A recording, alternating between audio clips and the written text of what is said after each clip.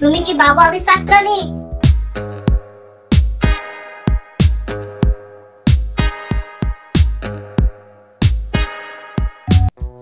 এই যে শোনো, তুমি কি মানুষ না নাকি ছোট বাচ্চা? তোমার জুতা কি আমি গায়ে দিয়ে রাখবো? খাটের পাশে কেন ঝুলিয়ে রাখো বারবার? আরে পরে গুছিয়ে রাখবো, এত রাগ করার কি আছে? পরে মানে? তোমার কাছে পরে মানে কখনোই না। সকালে বলি, দুপুরে বলি, রাতে বলি, তুমি একই কথা বলো। তুমি বদলাও না। আমি সারাদিন কাজ করি আর তুমি শুধু এসে অগুছালো করো। কাঠ খুলে ছুঁড়ে ফেলেছো, ব্যাগ ছুঁড়ে ফেলেছো, বাথরুমে টয়লা ভিজে পড়ে আছে। সবকিছু গুছাতে কি আমার জন্ম? তুমি কি বাবা আমি চাকরানি? এই যে একটু শান্ত হও তো। না, আমি শান্ত হব না, কারণ আমি যত বলি তুমি তত অবহেলা করো।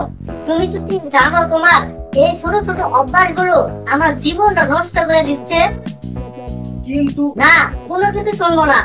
তুমি বাথরুমে ঢুকে লাইট জ্বালিয়ে রেখে বের হও, পানি খেয়ে গ্লাস টেবিলে ফেলে রাখো, খাবারের পর প্লেট ছড়াও না।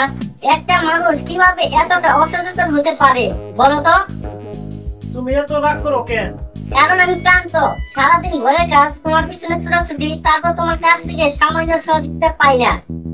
আমি চাই না তুমি আমাকে দামি উপহার দাও, শুধু চাই তুমি একটু শিখো নিজের জিনিস নিজে গোছাতে।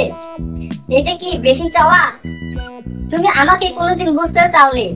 তুমি শুধু নিজের আরাম, নিজের টিভি, নিজের মোবাইল এসবই আছো। আমার কষ্ট, আমার পরিশ্রম, আমার ঘুমহীন রাত এসব তোমার কাছে কোনো দামি নেই। একদিন হয়তো আমি সত্যি চলে যাব, তখন বুঝবে অভ্যাস মানে শুধু ছোট বিষয় নয়, অভ্যাসের সংসার ভেঙে যায়।